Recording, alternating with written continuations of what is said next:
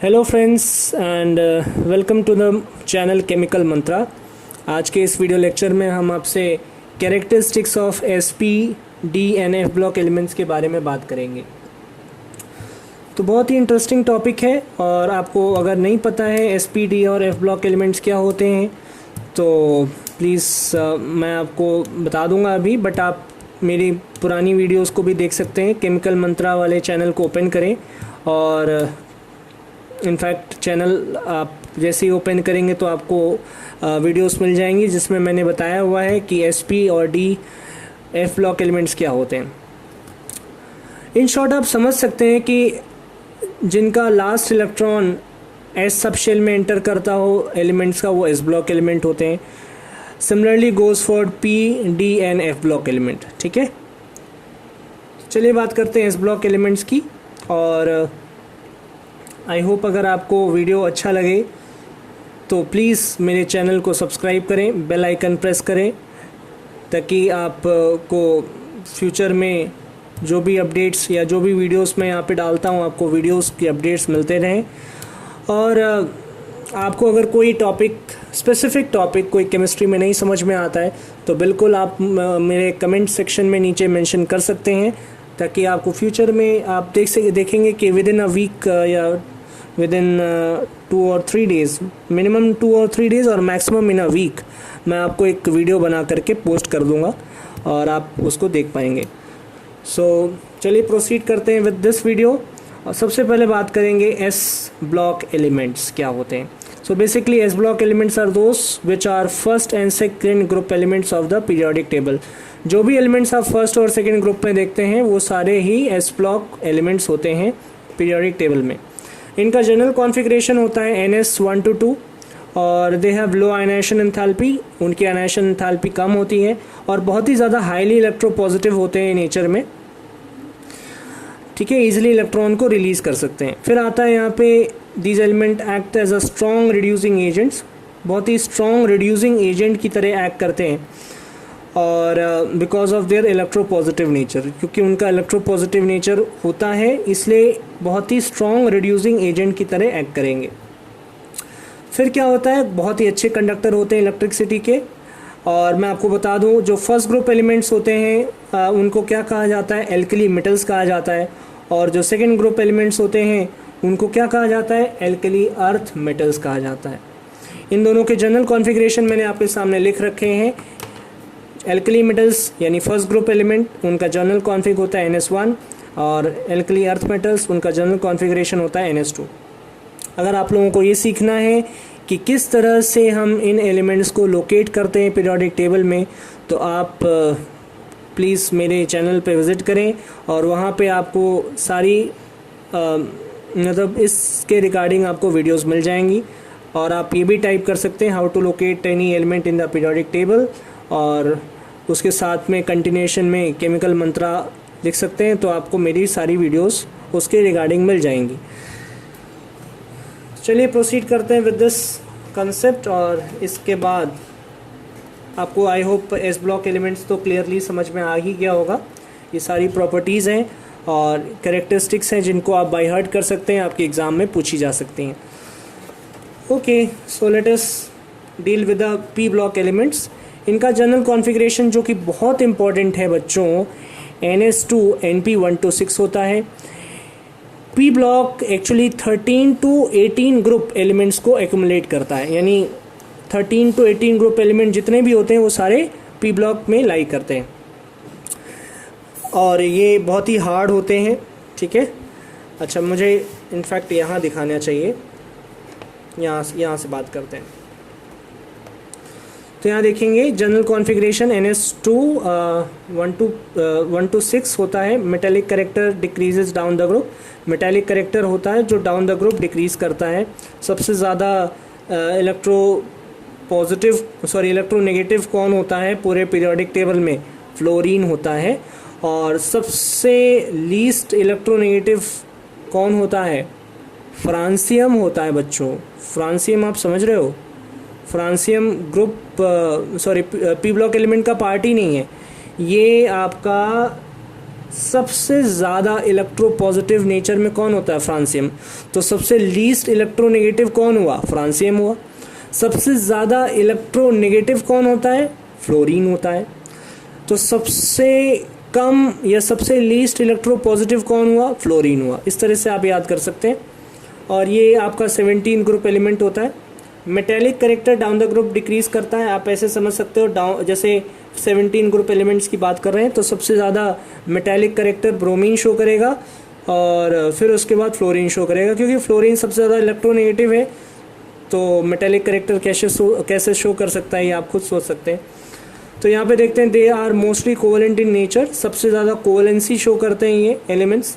और ये आपके आयनिक बॉन्ड नहीं फॉर्म करते, ज़्यादातर कोवलेंट बॉन्ड फॉर्म करते हैं with in the P block elements. अगर हम सिर्फ पी ब्लॉक एलिमेंट्स की बात करें तो अगर एक एलिमेंट और दो एलिमेंट अगर हम पी ब्लॉक के पिक करें तो ज़्यादातर वो आपस में कैसा बॉन्ड फॉर्म करेंगे? कोवलेंट बॉन्ड फॉर्म करेंगे, इसलिए मैंने मोस्टली कोवलेंट लिखा है यहाँ पे। अदरवाइज़ अगर मैं आपसे कह दूँ कि फ्लोरीन है और आपका first group element that is sodium है तो HF तो बिल्कुल ही आयनिक होगा नेचर में। बट अगर मैं पी ब्लॉक एलिमेंट्स के अंदर ही एलिमेंट्स दो पिक कर लूँ और उसके बाद उनके बीच में बॉन्ड बनाने की कोशिश करूँ तो वहाँ पे कोवलेंट नेचर ज़्यादातर शो होता है। इनफैक्ट अगर कार्बन की बात करें तो कार्बन तो सबसे ज़्यादा कोवलेंट इन नेचर होता है, जो कि पी ब्लॉक में ही आपको मिलता है, इसलिए ये पॉइंट और वैलिड है। चलिए नेक्स्ट बात करते हैं। यहाँ पे लिखा है they have more than one oxidation state, इनमें एक से ज़्यादा ऑक्सीडेशन स्टेट होता है। Next comes the ionisation enthalpy is higher than the s block elements. Ionisation enthalpy जो होती है वो एस ब्लॉक एलिमेंट से ज़्यादा होती है, क्योंकि ये ज़्यादा इलेक्ट्रोनेगेटिव इन नेचर होते हैं। तो आई होप आपको समझ में आ गया होगा। और अब बात करेंगे डी ब्लॉक एलिमेंट्स की। ठीक है, डी ब्लॉक एलिमेंट्स क्या होते हैं? इनका जनरल कॉन्फ़िगरेशन होता है n-1 d 1 to 10 ns 1 to 2। और अगर इस तरह से आपको कोई एलिमेंट मिलता है जिसका आउटर मोस्ट सेल का कॉन्फ़िगरेशन ऐसा है तो आप कह देंगे कि वो डी ब्लॉक एलिमेंट है। अब ये जो n है ये n stands for the valence shell. n क्या है यहाँ पे? वैलेंस शेल है। तो एक शेल कम अगर यहाँ पे हम कर दें तो आपको सेकेंड लास्ट शेल मिल जाता है, जो कि जिसका d ऑर्बिटल और s ऑर्बिटल का कॉन्फ़िगरेशन आपके सामने कुछ इस तरह से दिखना चाहिए, तभी आप कह सकते हो कि वो पी ब्लॉक एलिमेंट है। फिर उसके बाद बात करेंगे दे show variable oxidation state. Magnesium बच्चों आप ऐसे सोच सकते हो सबसे ज़्यादा ऑक्सीडेशन स्टेट पूरे पीरियोडिक टेबल में कौन शो करता है? Magnesium, sorry not magnesium, sorry for that, इसे कहते हैं मैग्नीज, मैग्नीज कहते हैं Mn। तो मैग्नीज सबसे ज़्यादा ऑक्सीडेशन स्टेट आपको शो करता है, +7 तक शो करता है, आप सोच सकते हो। इसके बाद एक एग्जांपल और है आपके सामने, कॉपर, कॉपर +1 और +2 को शो करता है। इसके बाद आप सोच सकते हैं फेरिक और फेरस, फेरिक और फेरस भी होते हैं, उसमें +2 और +3 का ऑक्सीडेशन स्टेट आपको देखने को मिलता है। ठीक है, इसके बाद आप बात करेंगे they are good conductor of electricity. ये भी अच्छे कंडक्टर होते हैं इलेक्ट्रिसिटी के। एक्चुअली ये कलर्ड कंपाउंड्स फॉर्म करते हैं। सो आप ऐसे सोच सकते हो कि ये जो कंपाउंड्स फॉर्म करेंगे वो थोड़ा बहुत कलर्ड इन नेचर होते हैं, और आप देखेंगे कि कोई ना कोई कलर आपको इन कंपाउंड्स के अंदर मिल जाएगा। ठीक है, ऐसा क्यों होता है? आप ऐसे समझ सकते हो कि इलेक्ट्रॉन के एक्साइटेशन की वजह से इनके अंदर एक कलर मिलता है आपको। ठीक है, अब यहाँ पे बात करेंगे ई पॉइंट की। जैसे यहाँ पे देखते हैं they form ionic as well as covalent compounds. Ionic और कोवलेंट कंपाउंड्स फॉर्म करते हैं। और फिर आप सामने देख सकते हैं एक और पॉइंट यहाँ पे है, they are paramagnetic in nature. ये क्या होते हैं? पैरामैग्नेटिक। पैरामैग्नेटिक का मतलब क्या होता है बच्चों? इनके अंदर अनपेयर्ड इलेक्ट्रॉन्स आपको देखने को मिलेंगे कुछ इस तरह से, ऑर्बिटल्स के अंदर अनपेयर्ड इलेक्ट्रॉन मिलते हैं। तो ये तो हो गया बच्चों डी ब्लॉक एलिमेंट्स। और अब आपके सामने एफ ब्लॉक एलिमेंट्स आते हैं। तो एफ ब्लॉक एलिमेंट्स काफ़ी कुछ डी ब्लॉक एलिमेंट्स से रिजेंबल करते हैं बच्चों, और इनके बारे में अगर मैं ग्रुप नंबर की बात करूं तो स्ट्रिक्टली 3rd ग्रुप में लाई करते हैं ये। और ये आपका जो 3rd group 6th and 7th period, ये आप कह सकते हो 6th और 7th पीरियड के अंदर लाई करते हैं। इनका जनरल कॉन्फ़िगरेशन कुछ इस तरह से दिखता है। और n आपका यहाँ पे वैलेंस शेल है, n-1 n-2 F1 to 14, n-1 D 0 to 2 और यहाँ पे NS2। ठीक है, इस तरह से ये आपको कॉन्फ़िगरेशन याद करना पड़ेगा, तभी आप बता सकते हो कि कोई एलिमेंट जो आपके सामने लिखा है वेदर वो एफ ब्लॉक एलिमेंट है या नहीं। बहुत ही हैवी मेटल्स कंसिस्ट करते हैं क्योंकि इनका एटॉमिक नंबर बहुत ज़्यादा होता है। इसके बाद आपको यहाँ पे एक छोटा सा नोट मैंने बताया है कि लैंथेनॉइड्स और एक्टिनॉइड्स बेसिकली ये दो ही सीरीज़ होती हैं जो एफ ब्लॉक एलिमेंट्स कंसिस्ट करती हैं। तो आपने देखा होगा कि ये LA और AC ये दोनों आपको डी ब्लॉक में ये एलिमेंट मतलब LA और AC लिखा हुआ मिल जाएगा, बट बेसिकली ये ड्रॉबैक है। आप ऐसे समझ सकते हो कि ये जहाँ पे LA और AC लिखा गया है वहाँ पे सारे एलिमेंट्स ऑफ एफ ब्लॉक आने चाहिए थे, बट आ नहीं पाए क्योंकि वो डी ब्लॉक को रिजेंबल नहीं करते हैं। बट चूँकि आप समझ सकते हो ना, एटॉमिक नंबर वहीं से कंटिन्यू होना था, तो अब और कोई साइंटिस्ट को स्पेस नहीं मिली होगी तो उन्होंने LA और AC करके दो गैप्स बना दिए वहाँ पे, और उन्होंने कह दिया कि जो लैंथेनॉइड सीरीज़ है वो सारी इस पोजीशन पे रखी जानी चाहिए और एक्टिनॉइड सीरीज़ है वो इस पोजीशन पे आनी चाहिए। बट क्योंकि ये एलिमेंट्स डी ब्लॉक को रिजेंबल नहीं करते हैं इसलिए इनका सेपरेट ग्रुप बनाया गया है, ये आप ऐसे समझ सकते हैं। ठीक है, lanthanoids are strictly in the 6th period और एक्टिनॉइड्स आपके स्ट्रिक्टली 7th पीरियड में लाई करते हैं।